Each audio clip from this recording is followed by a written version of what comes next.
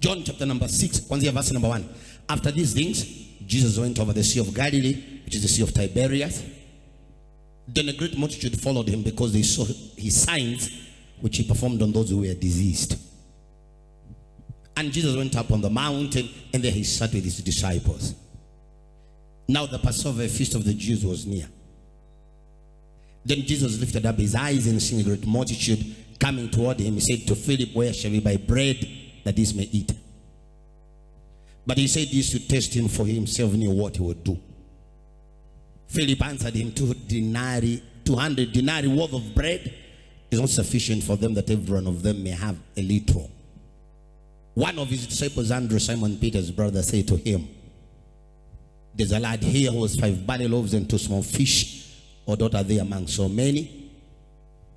Then Jesus said, make the people sit down. Now there was much grass in the place, so the men sat down in number about 5,000. Baba, katika jina la Yesu Kristo, tunakushukuru, tunakuinua, tunasema unastahili, hakuna mwingine aliye kama wewe. Tubariki tuingie hapa na tutoka hapo. Utambariki anayetupata akiwa karibu na akiwa mbali. Kwa jina la Baba na la Mwana na Roho Mtakatifu tunaomba na kuamini. Amen.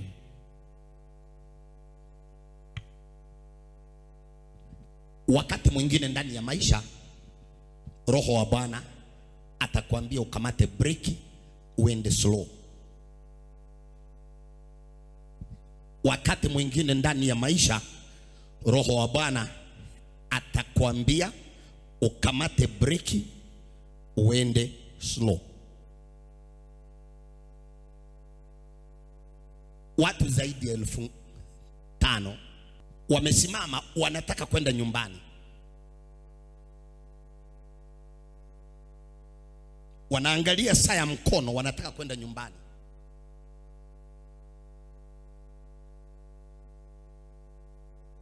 Bwana Yesu akasema waketi chini. Rudisha hiyo scripture kwa screen ambayo tumesoma ya mwisho. Then Jesus said, make the people sit down. Watu wakaambiwa waketi chini. Walikuwa wamesimama. Watu walikuwa wamesimama. Ikasemekana waketi chini. Imagine umesimama, uko tayari unataka kwenda, alafu unaambiwa keti chini. Kumaanisha kile ulikuwa unataka kufanya, unaambiwa hautafanya. Umesimama, unataka kwenda, alafu inasemekana mahali ulipo uketi chini.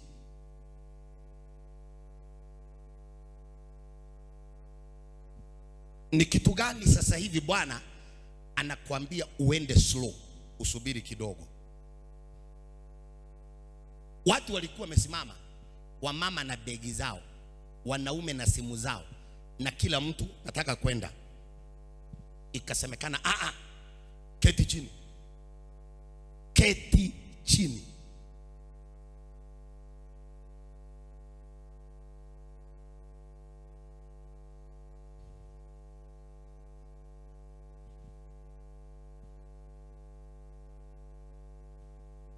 Mwenyewe ni nani?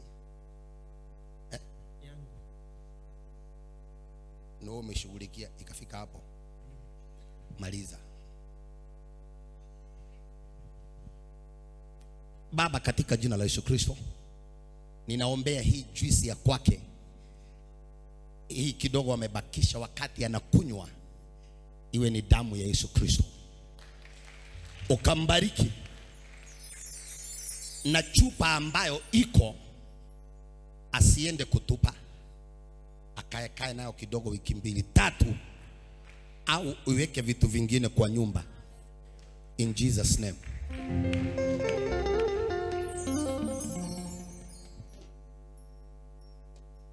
Imagine unataka kwenda, alafu inasemekana keti chini. Kumaanisha hiyo kwenda ulikuwa unataka kwenda. Maiona mtu akitaka kuhama nyumba yake, ya kwamba huyu mtu mimi hatuwezani tena, ninaondoka. na umepanga mpaka begi, alafu naambiwa keti chini, na unaanza kuuliza, na begi nilikuwa nimeweka tayari, sasa kutaendaje?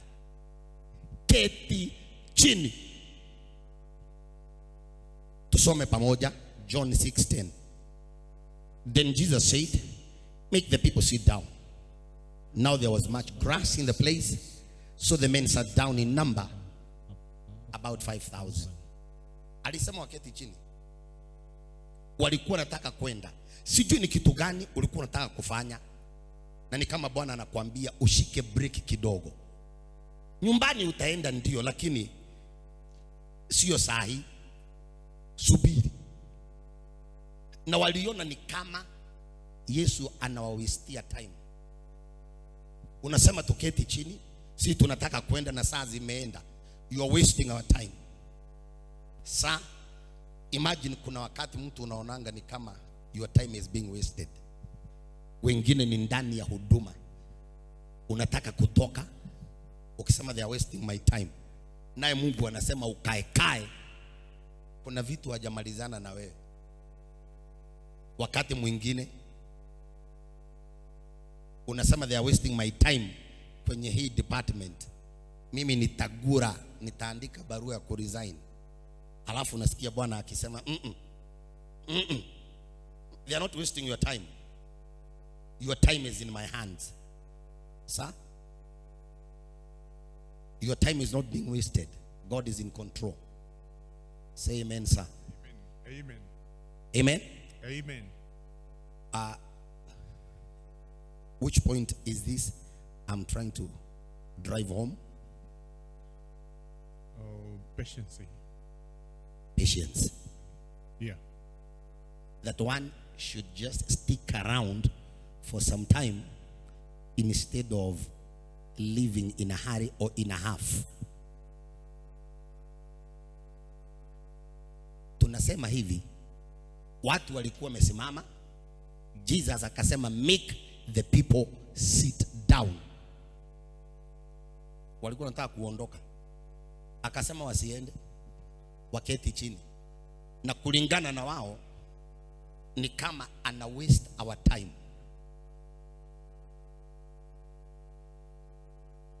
Wakati mwingine mtu ukiwa campus, migomo ikiwa nyingi, unaona like your time is being,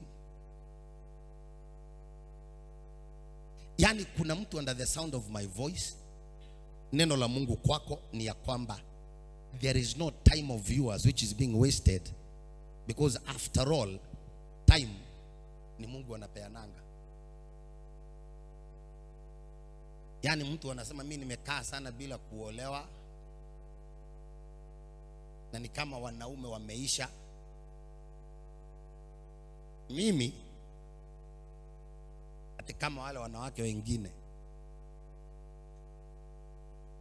and the rest is history. Mimi nimesema kitu kweli? Umesema. Sijasema.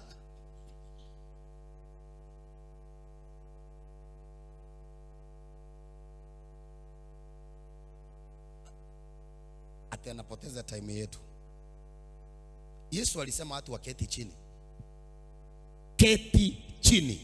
Umesimama, saa zimeenda, alafu Kristo anasema usiende, keti chini. Anakukataza kwenda, na ulikuwa already ready to go.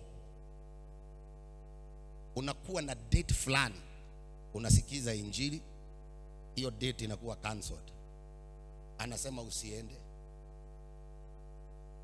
Praise God. Mfurahi kukuona baada ya kutokukuona zaidi ya miaka ngapi? 2 hivi. Miaka kama 2. Amen.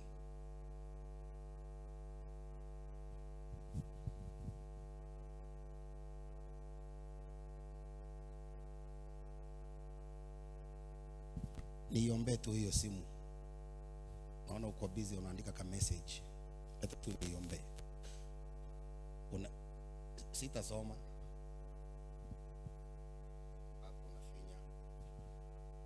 Baba, katika jina la Yesu Kristo, mwenye hii simu utambariki, mkumbuke. Visit her mtendee muujiza.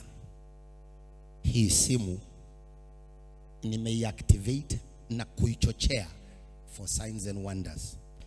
In Jesus' name we pray. Mpatie hata ukamate hiyo neema, hata wewe. Amen.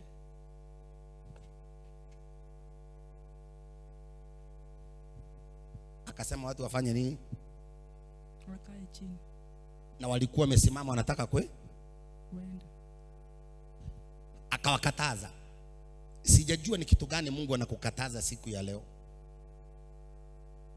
Wao uko tayari, lakini Bwana anasema keti chini. Keti chini. Keti chini. Keti chini.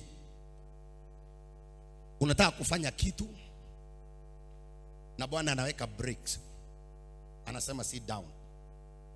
Watu ndio hao wamesimama. Ukisikia Jesus akisema make them to sit down, ni kumaanisha walikuwa wamesimama na wengine walikuwa wameanza kuondoka. Akasema hapana, keti chini. Keti chini, sit down. Sit down. Na hii ku sit down wanaona ni kama anapoteza their time. Sasa anasema tuketi chini. Kwa nini? Walipoketi chini, although I know they were not willing to sit down, they were reluctant, unwilling. Unaketi chini si kwa kupenda, lakini ni kwa sababu ni mwana wa Mungu amesema. Nitaketi tu. Na wakaketi chini. Tena ukisoma version za kina Mark na Luke, alisema waketi chini in groups za 50, groups za 100. Sasa wanaanza kuhesabiana 1 2 3 4 5 6 7 8 9 10. Na saa zimeenda. Saa moja ya usiku imeingia. Na mtu anasema ataenda mbali. Ataenda akinunua chakula. Tena ni chakula cha kwenda kupika, na vitu vingine ni vya kwenda kuoka, yani bake. Na anasema watu keti chini. 1 2 3 4 5 6 7 9 10. Mko ngapi hapo? 49. Mwingine atoke hapo aingia wae 50.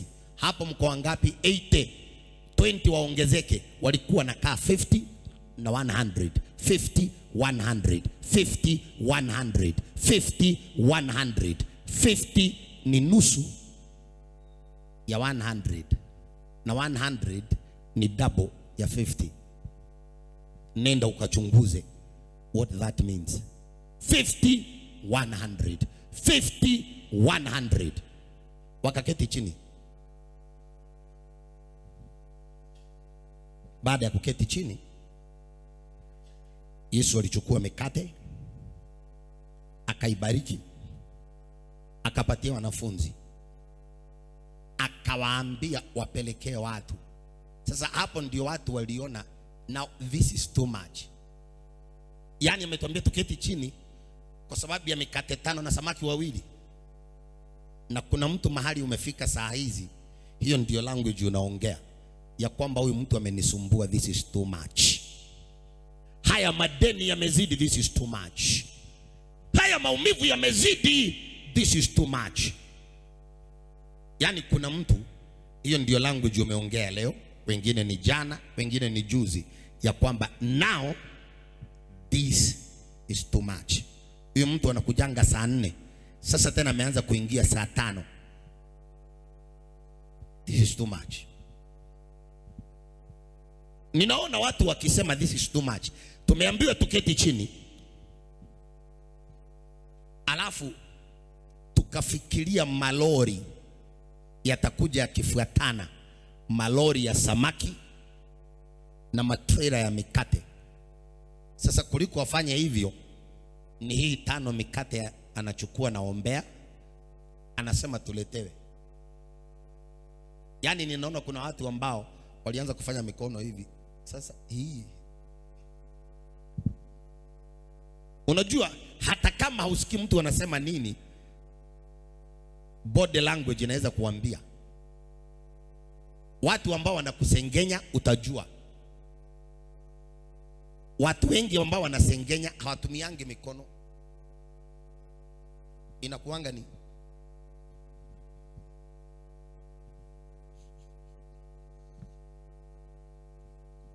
watu ambao wanasema we hakuna mtu, utajua tu mikono huwa inafanya.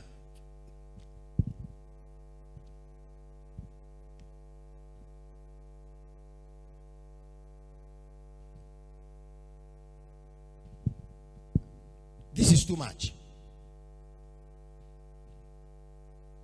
Yesu aliombea mikate 5, samaki 2, na watu wakaambiwa wasiende nyumbani, wasubiri kidogo tu.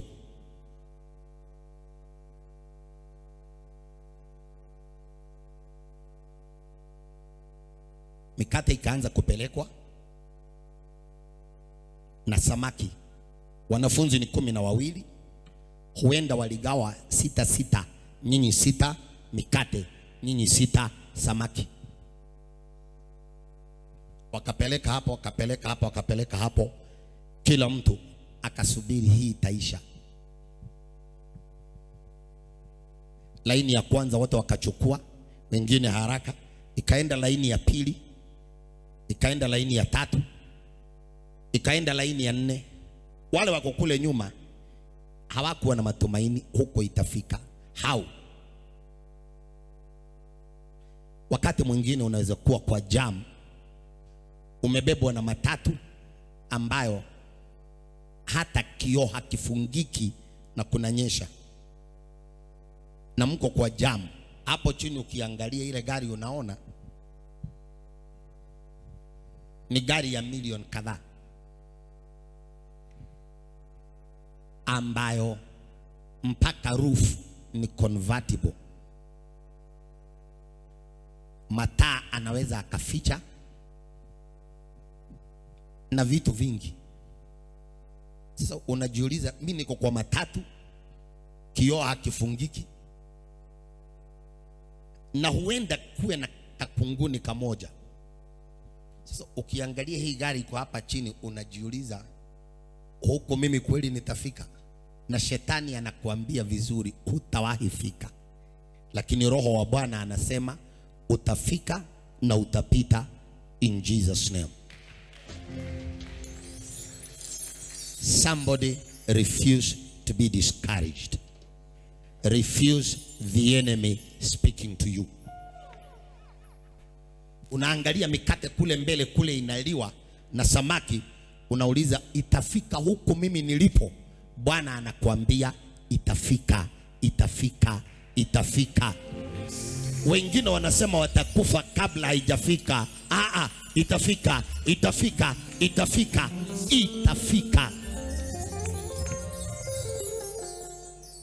Wakati ilienda laini ya kwanza, ya pili, ya 3, ya 4, ya 5,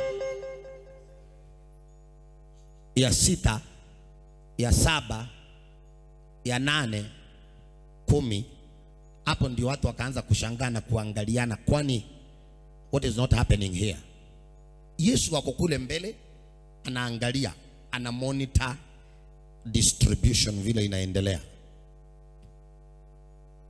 Huwa ninasema hivi, ninaonanga ni kama kuna mtu akiwa group za kule nyuma aliona hii mikate haitafika, mimi nitatoka hii niruke hii hapa mbele, alafu niruke hiyo ingine mbele, kwa sababu Mungu anasaidianga mwenye kujisaidia.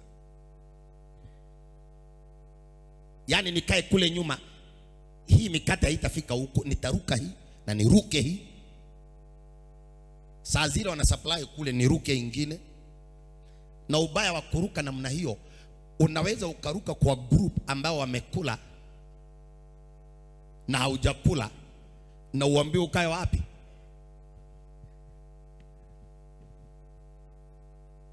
Narudia tena, ubaya wa kuruka kutoka kwa kikundi chako, utaruka kwa kikundi bila kujua wamekula. Ukienda kuuliza, mnaona kama itafika?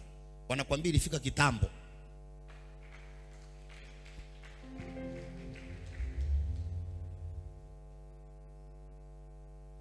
mtu uwe persevering,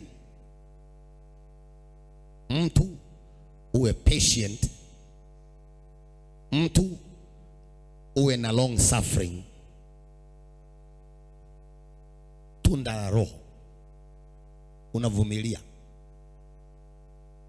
unaangalia, unaona wengine hiyo mkate amechukua ni kubwa sana, hii itafika huku, kwani watu wengine hawafikiriangi wengine?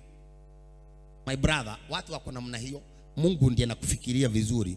Mtu anaweza akakata mkate kubwa na anajua hujakula, but stick to your group.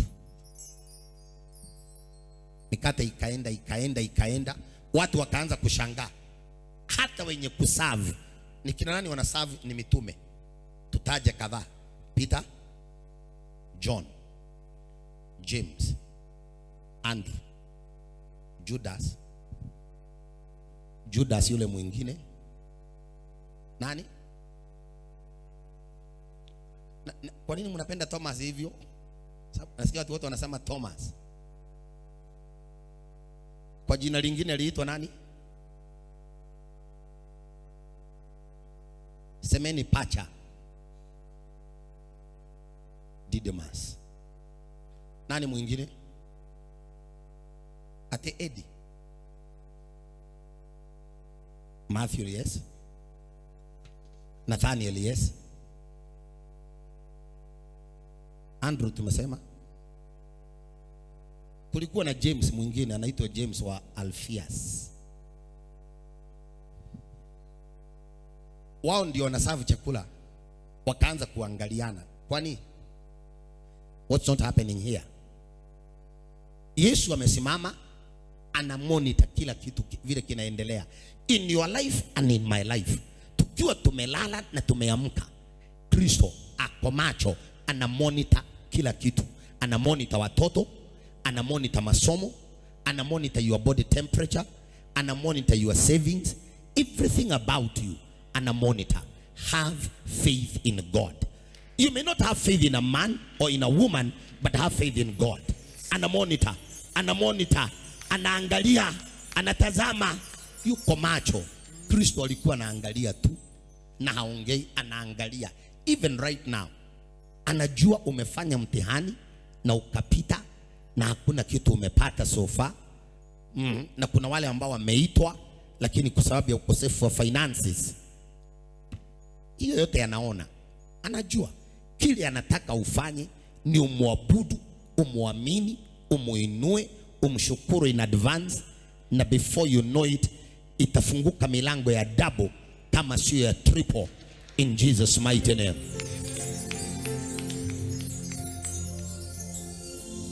Yesu alikuwa anaangalia kila kitu.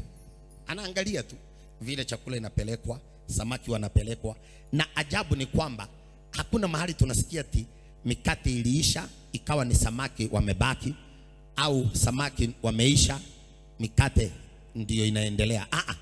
Kila kitu ilipelekana vizuri. Mungu anajua vile mambo yatakavyopelekana. Wewe ndio unaleta mchezo. Wewe ndio unakataa kumwabudu Mungu kama Mungu. Wewe ndio unakataa kumuona Kristo kama Jehovah Jireh. Ukisikia anaitwa Jehovah Jireh, he is a provider. He will provide. Tujisafishe na damu yake, alafu tuondoke kwa huduma kuwili, tusimamie msimamo mmoja wa kumpenda Kristo. Ata provide. Jehovah Jireh is his name in matters provision na supply. Jehovah Jireh. Kristo amesimama, mikate ilipelekwa, ikafika mpaka zile group za mwisho, na wote wakachukua mikate. Saa hizi ninaona wale waliokula before sasa wanaangalia nyuma waone kama wenzao itawafikia. Yani already wao wameshiba, sasa kazi yao ni kuangalia na wenzetu watapata. Alafu unaona mtu ameangalia nyuma kwa sababu they are not very sure. Yao they are sure wamekula, lakini about their counterparts, team members, hawajui kama itaenda hivyo. My brother and my sister, kile Mungu amekutendea hata hao wengine atawatendea. Relax. Na wewe ambaye uko kule nyuma, wacha kuchukia waliobarikiwa before you. Ukisema tu watu wengine ni devil worship, yani kuchukia watu. Ukiwa kule nyuma, relax na wacha kupiga kelele ya kuambia watu ati mbona unakata mkate kubwa hivyo. Kumbuka kuna wengine nyuma yako. Watu ni watu, hata uambie namna hiyo watakata tu. Na saa zile unaambia mtu kukata mkate, naye wa samaki anakata kubwa, na itabidi sasa tena usimame useme jameni, si tuko hapa hamtuoni? Na unapata mwingine anaweka kwa mfuko. Wewe tu relax. God knows you by your name and God will feed you. God will feed you. God will feed you. Walikula wote wakashiba, na Kristo akasema ati rokoteni zile zimeanguka chini. Zilikuwa zimeanguka nyingi, vikapu 12 vikajaa. Kuna watu wanasemanga ati hiyo iliyorokotwa ati ilikuwa ni ya wanafunzi. Haiwezekani hivyo. Yani sisi wanafunzi tuwaserve kutoka kwa mikono, alafu sisi tukule ile ya kurokota chini. Hii ya chini ni ya kupelekea farasi nyumbani because imechafuka. So what is the lesson? Chukua hizi lessons 3 and then we pray. Lesson ya kwanza, wakati Kristo alisema watu waketi chini, kama wangelienda hii muujiza hawangekula. So when God tells you usubiri kidogo, ako na mipango mizuri, na kama sio hivyo anataka kukukinga kutokana na hatari na kutokana na kutapeliwa na kuvunjwa moyo tena. God forbid uvunjwe moyo tena.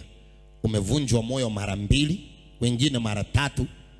It is unimaginable and it is not expected that you should be heartbroken again.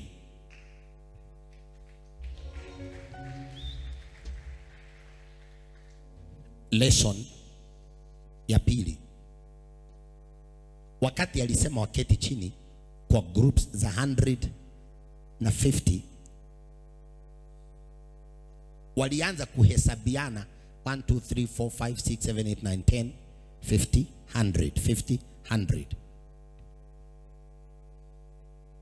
Unajua kwa nini walipangwa kwa vikundi? Sababu ni 2.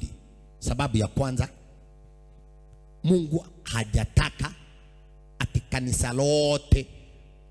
Makanisa si vyama vya kisiasa ambavyo vyama vya kisiasa vikishinda uchaguzi na wengine hawajashinda,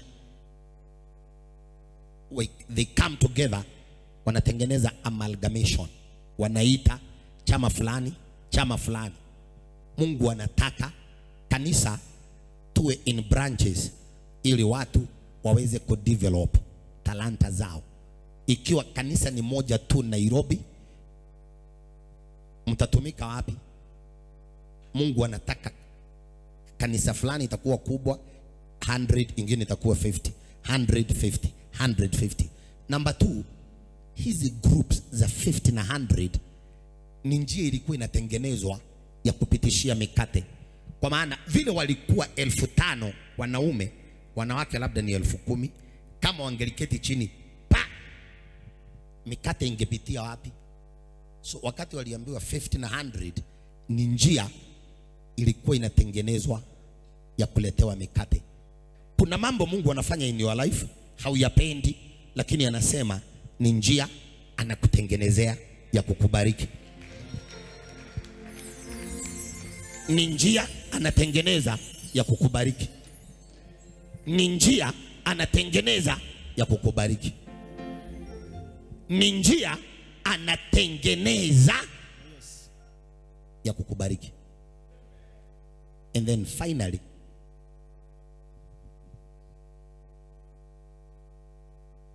huwa tunasema hivi, watu walikuwa wamesema ati Bwana Yesu amalize mkutano ili twende kwenye maduka iko hapa karibu wakanunue vyakula kabla hawajafunga. Sio John anaongea hivyo, I think ni Luke na Marko, one of them, ya kwamba Bwana Yesu turuhusu, saa zimeenda, watu waende wakanunue chakula in the surrounding town. Bwana Yesu aliwalisha watu, kumaanisha kuna watu walikuwa wamenunua vyakula wakastock, kwa maana walijua Kristo ako na mkutano ya 3 days na watu wakitoka wataenda wakinunua.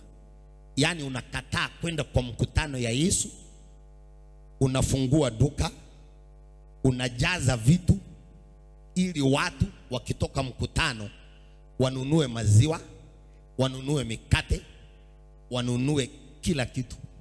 Hawa watu Kristo aliwalisha, na wale ambao walikuwa wamefungua duka wauzie watu. Siku hiyo hakukuwa na refrigeration, vitu yao ilioza. Watu walikuwa napita mbele ya duka. Huwa ninasema hivi, kama kuna kitu walinunua labda ni tissue paper.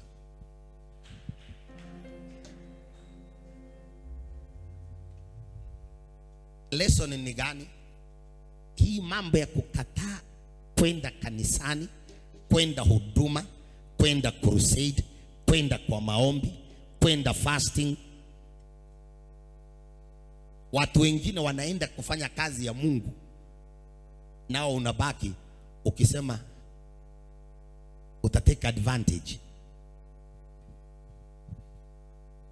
Watu walikuwa wamenunua vitu, mayai, wengine wakachemsha, hata wengine wakatafuta manpower more. Atipigieni nani fulani ya kuja hapa ili hawa watu wako kwa mkutano wa Yesu Kristo wakitoka atusaidie kuuza mayai, maziwa, maji, soda, chakula ready. Hakuna kitu ya watu ilinunuliwa. Watu walipita wakienda nyumbani wameshiba, Yesu Kristo amewalisha. So waliokuwa wame overstock, they were disappointed. Why? Jesus alishughulikia watu wake. Kuna watu wako ready to take advantage of us. Bwana hata kubali, atatushughulikia sisi na hao watabaki wakiwa disappointed. Najua Bwana anatengeneza njia, anatengeneza njia kwa ajili yangu. Najua Bwana anatengeneza njia, anatengeneza njia kwa ajili yangu. Najua Bwana anatengeneza njia, anatengeneza njia kwa ajili yangu. Tunapoimba hiyo wimbo round ya pili, amini Mungu anatengeneza njia for every member of your family. Every member of your family. Kuna wale wamesoma, kuna wale masomo kwao ilikataa. But I've got good news for you. Bwana anatengeneza njia for every member of your family. Hata wale ambao ni slow learners, hata wale ambao walienda kwa madawa ya kulevya, hawatafia kwa madawa. Wanakuja na injili kuwakamata na watamrudia Mungu, because majority of them ni backsliders.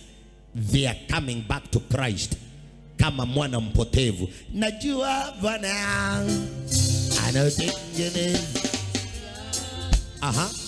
anatengeneza njia kwa ajili yangu. Mimi najua Bwana anatengeneza njia, anatengeneza njia kwa ajili yangu. Mimi najua Bwana anatengeneza njia, anatengeneza njia kwa ajili yangu. Tukija kwa mambo ya finances, kuna watu ambao they need God now like an emergency. Ni kitu very urgent. Pesa zinahitajika. Najua Bwana anatengeneza njia, anatengeneza njia kwa ajili yangu. Najua Bwana anatengeneza njia ya kipesa, anatengeneza njia kwa ajili yangu. Najua Bwana anatengeneza njia, anatengeneza njia kwa ajili yangu. Baba, ninatabiria mtu fulani ambaye alitutumia message. Imekaribia wakati wa dawari yake, watu waende, lakini ni kama hela zinawapiga chenga.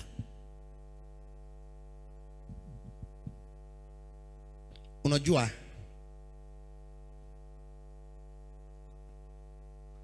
hela kupiga chenga mkikaribia rorashio is not a big problem. Mungu ambaye amecheza kama yeye mpaka imefika wakati wa rorashio. Hii mambo ya rorashio, we bargatatar sochika pafina zargatatarar dehi makagatayayo. Mungu akapeana mume, akapeana mke, eti tunaongea mambo ya rorashio na unasema pesa haitoshi. Kile kitu Bwana atatenda, utaishi kuconfirm ni Bwana aliwashikanisha. Wewe unasema hakuna pesa, Bwana anasema ata provide na hata kuaibisha. Najua Bwana anatengeneza njia, kelele Musa, anatengeneza njia kwa ajili yangu. Najua Bwana anatengeneza njia, anatengeneza njia kwa ajili yangu. Najua Bwana anatengeneza njia, aha, anatengeneza njia kwa ajili yangu. Mimi sijali ni interview gani haikuenda through. I don't care which interview haikuenda through. All that I know ni ya kwamba interview ya neema ya Mungu imeenda through. Ninamwamini Mungu for you to an extent ya kwamba hata interview isipoenda through, I will bless God on your behalf, because it's either time ilikuwa haijafika or God has something else better and superior for you. Lakini kuhusiana na wewe kuwa kwenye mpango wa Mungu, I'm so sure Mungu atakupanga, atakupangia, na muda usiokuwa mrefu kuanzia sasa utalia machozi ya furaha ukiona vile Mungu huwa anawapanga na kuwapangia waja wake. If we are together, najua Bwana anatengeneza njia, aha, anatengeneza njia kwa ajili yangu. Najua Bwana, aha, anatengeneza njia, anatengeneza njia kwa ajili yangu. Najua Bwana. Simama na miguu yako, beba mikono juu. Anatengeneza njia kwa ajili yangu.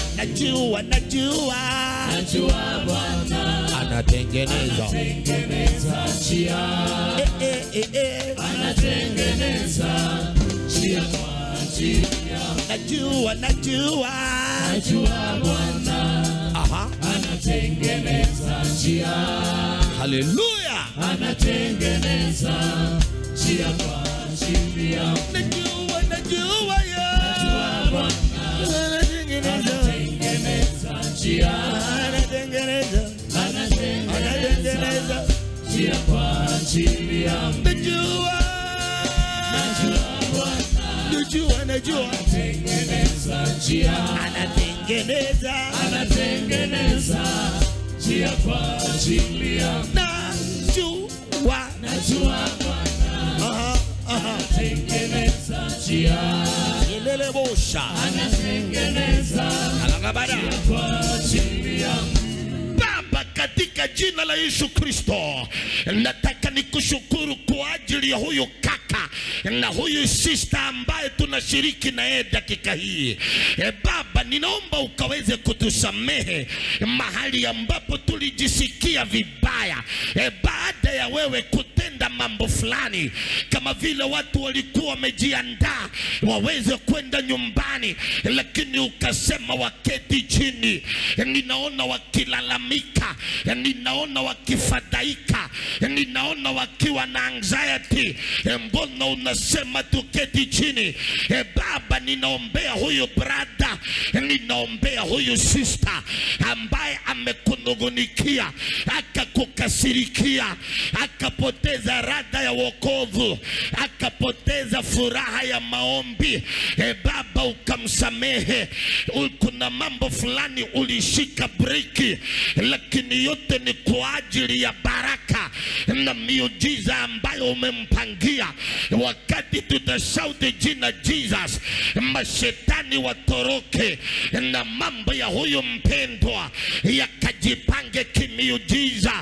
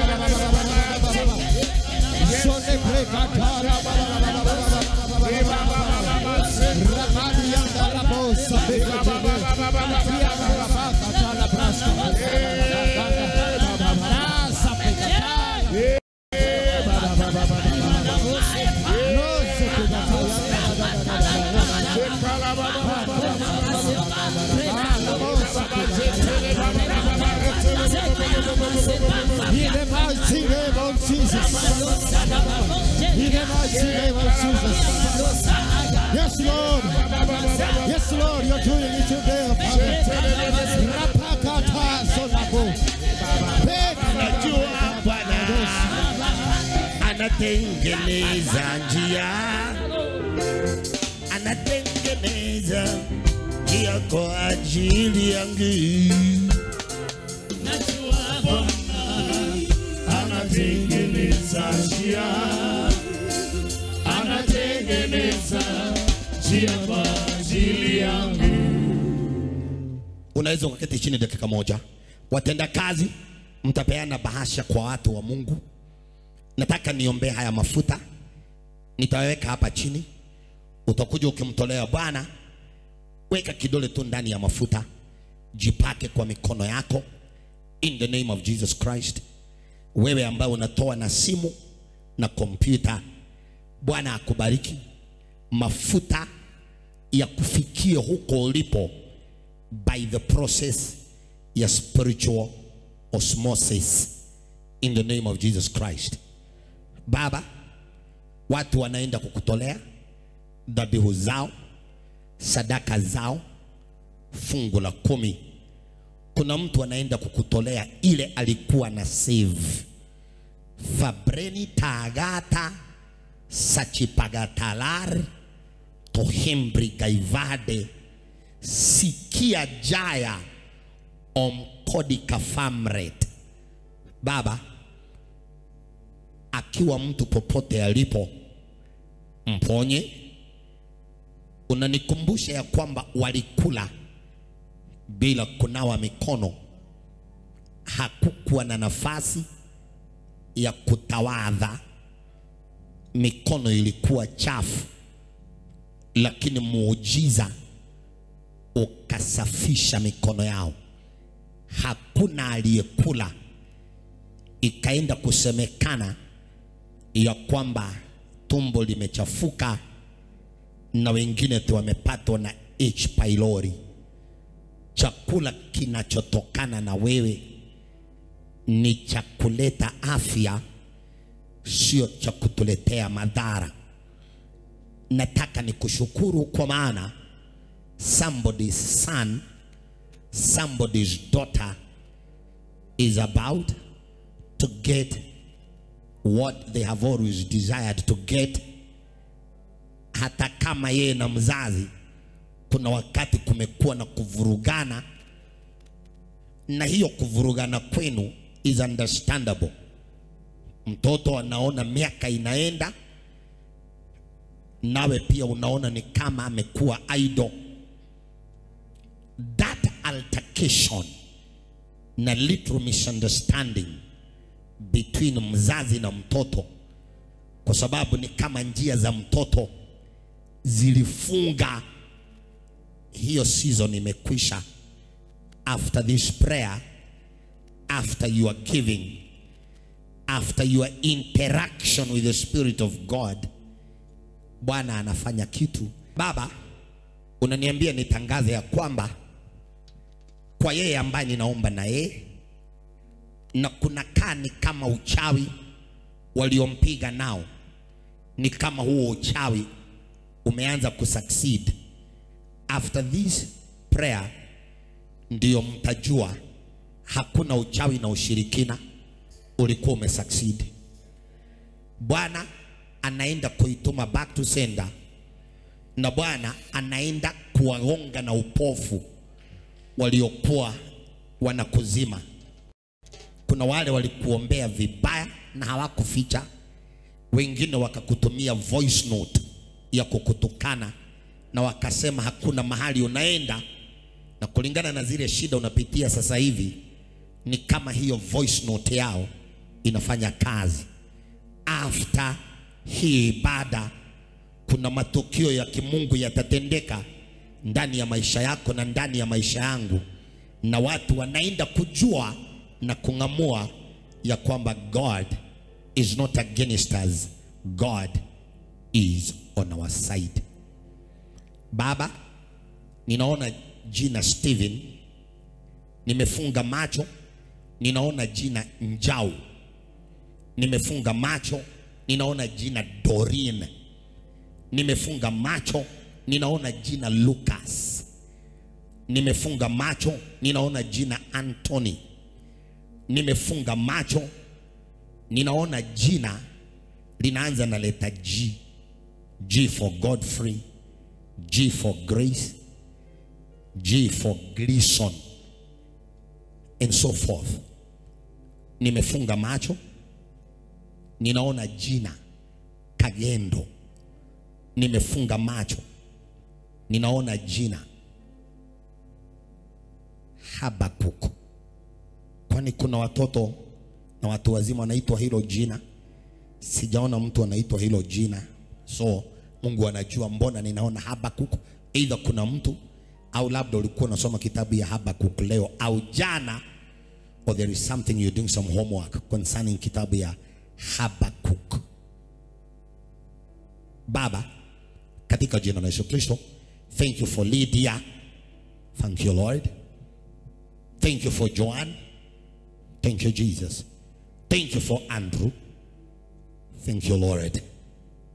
Baba, nakushukuru kwa sababu ya mtu ambaye kuna mambo yake na bypass.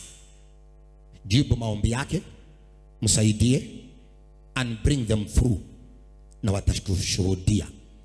Huyo ambaye anahitaji uponyaji wa shingo, Lord, heal them.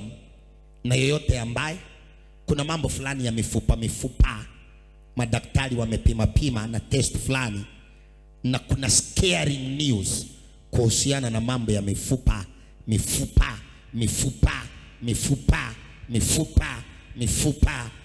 by the power of the Holy Spirit, nimeona uponyaji ukifurika na kukimbia sana ukiingia ndani ya hawa watu.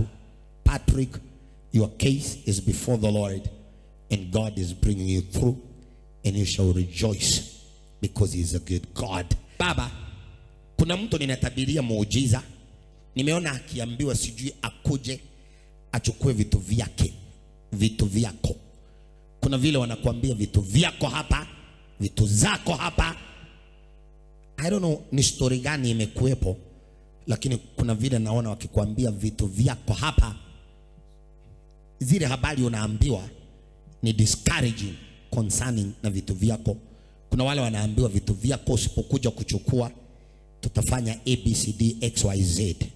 Kuna mtu nimeona ukiambiwa kuhusu vitu vyako, alafu nikaona bingu zikikufanya ucheke na ufurahi, kumaanisha a miracle is already in the offing for you and for me. Baba, wanahofia te huo mkono au huo mguu hautakuja kurudi back to normal.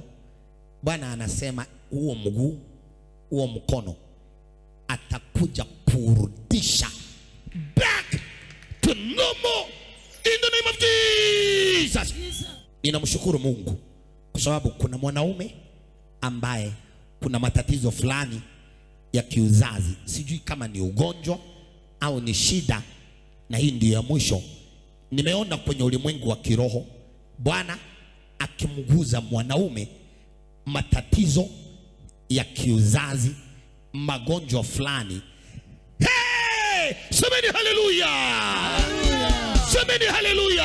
Hallelujah. Semeni haleluya! Hallelujah. Mwanaume anapopona. Hallelujah. Mwanaume anapopona. Hallelujah. Mwanaume anapopona. Hallelujah. Mwanaume anapopona. Hallelujah. Mwanaume anapopona. Hallelujah. Haleluya! Hallelujah. Haleluya!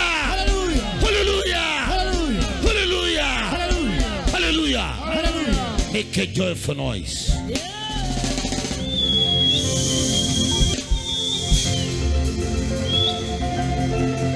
Asante. Kuna mwanaume nimeona akipona, nikasema hiyo ndio ya mwisho. I saw a man somewhere.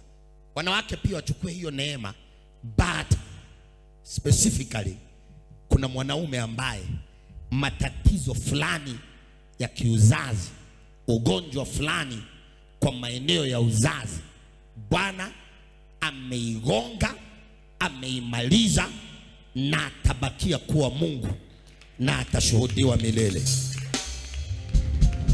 Nataka niweke mkono ndani ya mafuta ili ukija kuchovya kidole ndani, neema ninayobeba ni kuambukize, na hautakuja kuchota na vidole, kidole kimoja tu ndani ya mafuta, alafu uweze kupaka kwa mikono yako. Usikuje kuchota hivi.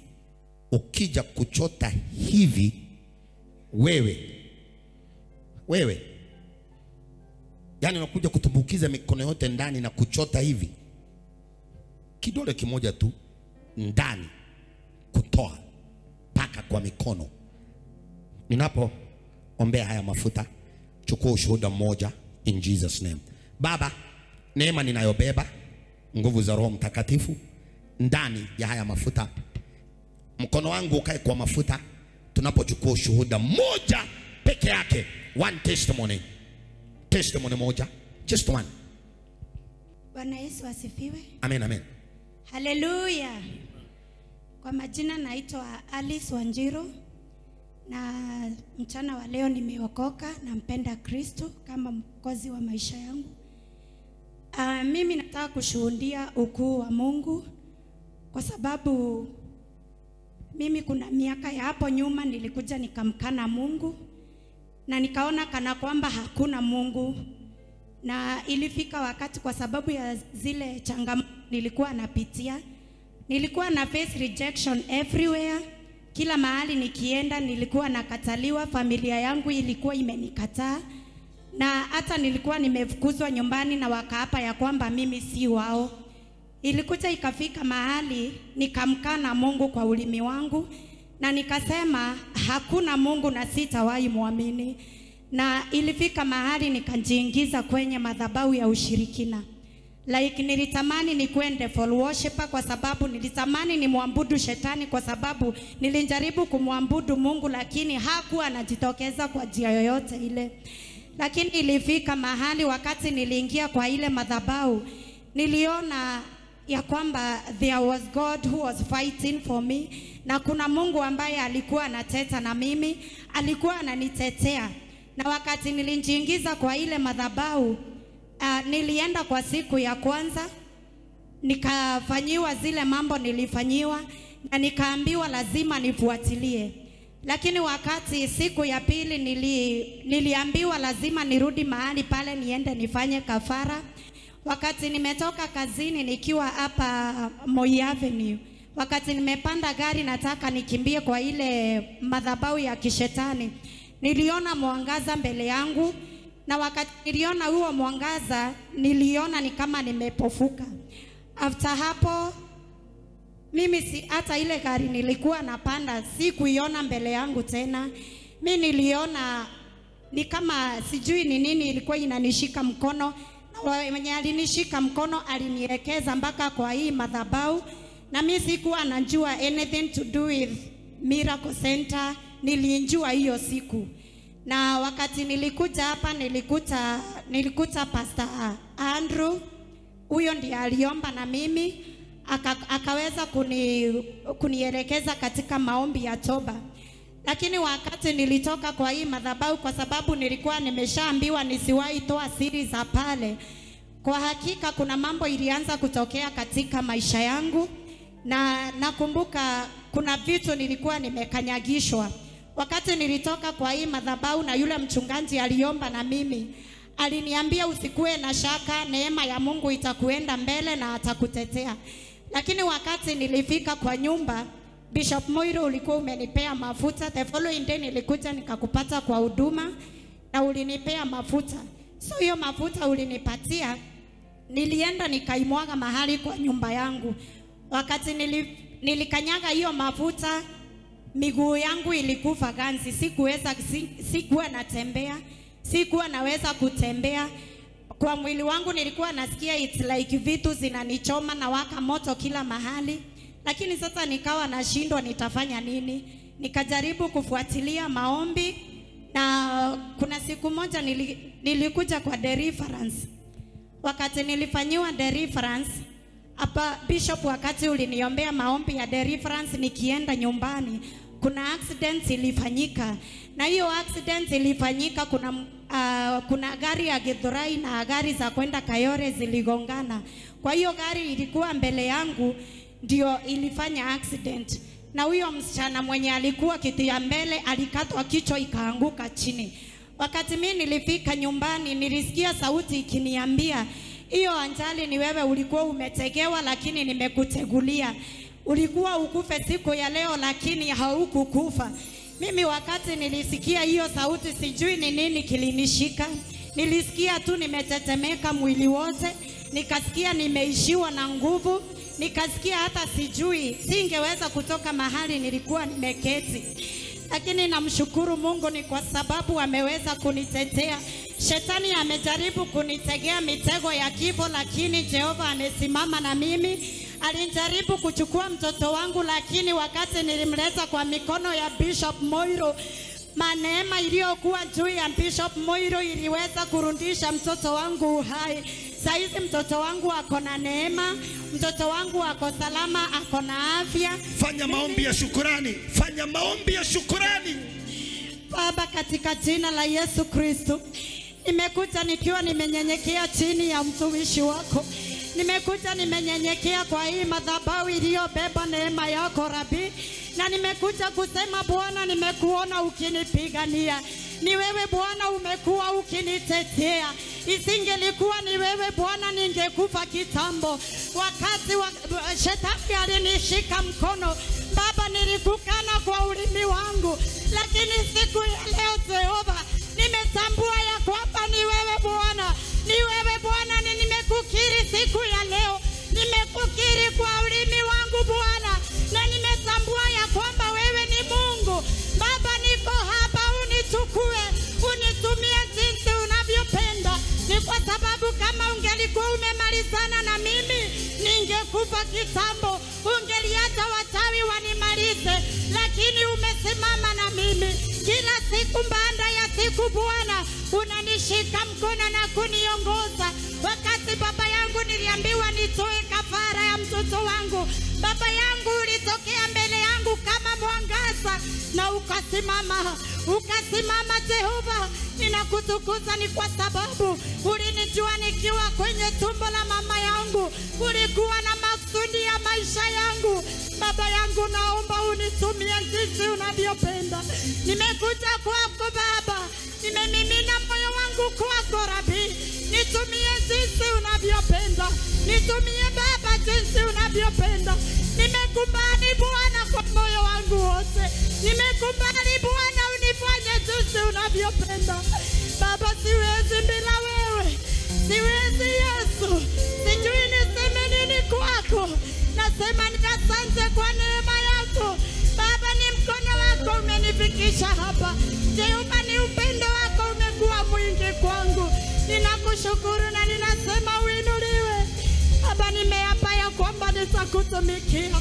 It doesn't matter how the devil has tried to mess with my life, but Jehovah God, nitakutumikia siku zote za maisha yangu. Ni kwa sababu Bwana, usingelitaka nikutumikie, ungeniacha Bwana shetani anitumie mpaka mwisho wa maisha yangu. Lakini Yesu, umekuwa mwaminifu. Chukua Baba, ninakutukuza Bwana, ninakutukuza Ebeneza, katika jina la Baba na la Mwana na la Roho Mtakatifu nimeomba na kuamini. Amen. Huyo ambaye ametoka kushuhudia, wakati tunaguza mafuta, itabidi atangulie, akuje aguze mafuta, alafu akuje atoe viatu, apige magoti mahali nimesimama. Ibada ikiisha ndio atoke. Neema ya haya madhabahu iende ikimtetea. Baba, pokea sifa. Tunachukua shuhuda nyingine moja tu, and then we pray. Shuhuda moja tu. Unajua there is a way mama mushkete fia dagdala hubridada koskapagande. Nani huyo? Praise the Lord. Praise the Lord once more. It was on last week Friday. The bishop was preaching and he started speaking, and he said, I can see someone who has broken his hand twice. I can see someone who has broken his leg twice. He could see in the spiritual eyes. And I see him being led by the Spirit of God to speak that, because my sister's son had broken his hand twice last year. And Bishop continued speaking, and he was not himself because the Spirit of the Lord was speaking. And the devil who had done that, his time was now over, because Bishop went over and said, I can see this person having the same another issue. I can see a testicle problem with this person. He was describing it, and it happened on Saturday. The following day after that preaching, my sister called me at exactly 6:30 p.m. She said, come running, please. My son has a problem. I asked her, what is the problem? She could not explain. So I took her to the hospital in Nairobi West, where upon arrival, 2 doctors said, this one is so dangerous. One doctor said, you can even see the internet. They are saying, if this is the situation, we must remove one testicle.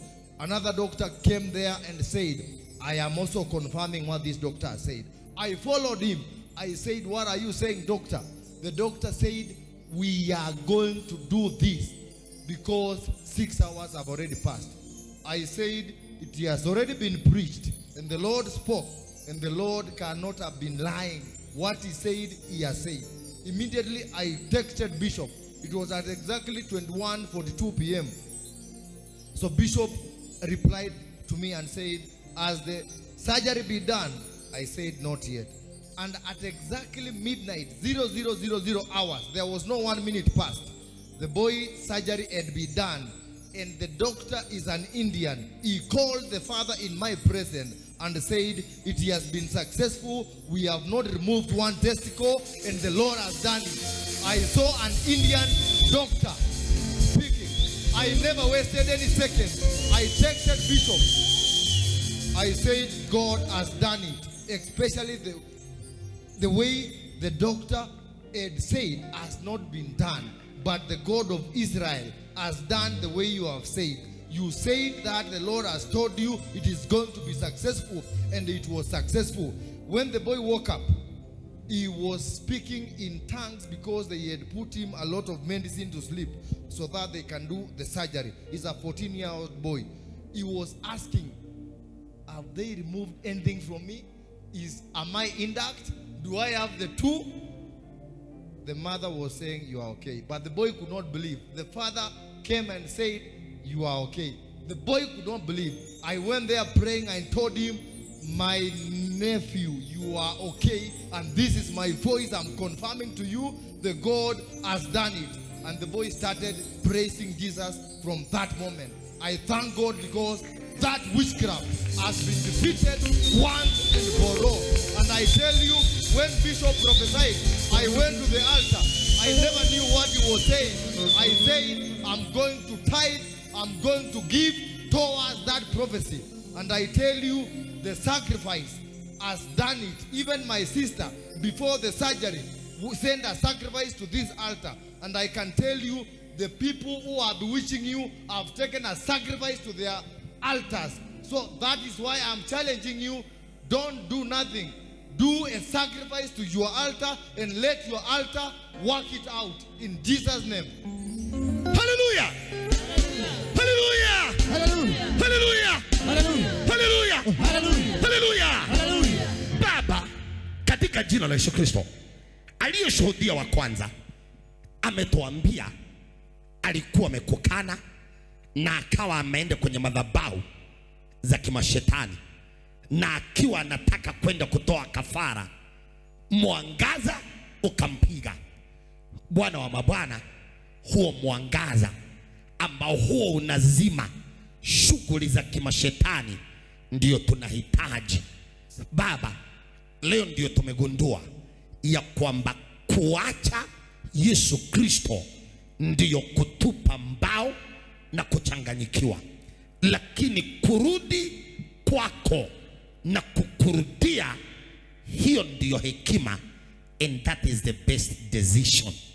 Baba amesema aliombewa, alibeba mafuta, alienda akakanyanga mafuta, miguu ikafa ganzi, mtoto akawa attacked, lakini after all is said and done, yuko hai na mtoto wake yuko hai.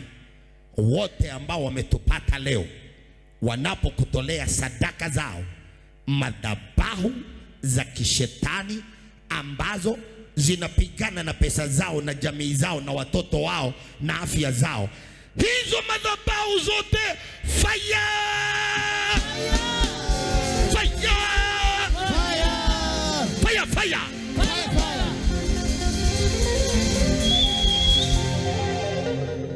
Baba, aliyeshuhudia hayo Alice, atakapokuwa amepiga magoti hapa, watu wakiguza mafuta, I want to decree, declare, proclaim madhabahu zote zinazopigana nasi kwisha. Baba, ushuhuda wa pili ametuambia kuhusiana na mtoto wa 14 years ambaye mbegu moja ya uzazi ya kiume ilikuwa iende, madaktari wakawa wameconfirm mbegu ya uzazi hiyo ni mambo ya productivity, asije kuwa na uwezo wa kupata watoto baadaye. Lakini hata hiyo kupitia maombi, dhabihu, sadaka, hata kwa hiyo shetani ameshindwa. Whatever the devil is trying on your children, ashindwe, ashindwe, ashindwe. Shetani ashindwe, kwa watoto ashindwe, kwa watoto ashindwe, shetani ashindwe, shetani ashindwe, Amerika ashindwe, Asia ashindwe, Europe ashindwe, Australia ashindwe, Afrika ashindwe, kwa ghetto ashindwe, shetani ashindwe.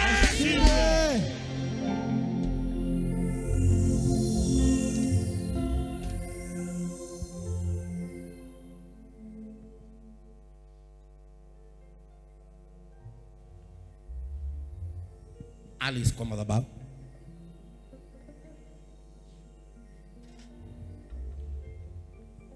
Piga magoti hapa bila viatu. Bila viatu. Asante. Ukae hapo mpaka mwisho. Ukimaliza hapo ndio utaenda kuuza mafuta. Right now watu wakuje kwa mpango laini ile hivi hivi. Asante. Bana,